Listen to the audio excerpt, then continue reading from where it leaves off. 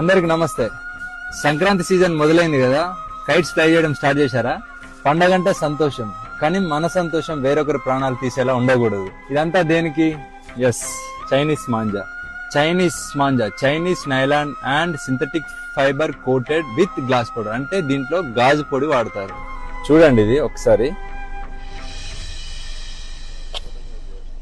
చూసారు కదా, ఇది మనం మెడకు తగిలితే ఏంటిది పరిస్థితి? ఇది కేవలం దారం కాదు, షార్ప్ నైఫ్, గాల్లో వేలాడే కత్తి, అదృశ్య కత్తి.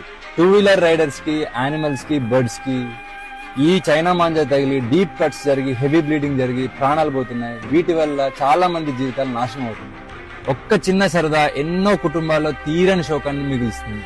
ఇది నాన్ బయోడిగ్రేడబుల్, ఇది భూమిలో కలవదు, ఇది బ్యాండ్ థ్రెడ్. ఈ మాంజా ఎవరైనా ఇల్లీగల్ గా అమ్మితే మీ నియరెస్ట్ పోలీస్ స్టేషన్ లో రిపోర్ట్ చేయండి. చైనా మాంజా అమ్మడమే కాదు, కొనడం కూడా నేరమే.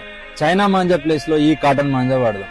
మరీ ముఖ్యంగా ట్రాఫిక్ అండ్ పవర్ లైన్స్ లేని దగ్గర, ఓపెన్ గ్రౌండ్స్ లో మాత్రమే ఫ్లై చేద్దాం. పిల్లల్ని మాత్రం మీ ప్రెజెన్స్ లోనే కైట్స్ ఫ్లై చేయనివ్వండి. మీ సరదా ఎవ్వరికి శాపం కాకూడదు. For this Sankranti, say no to China manja. Thank you. జై హింద్.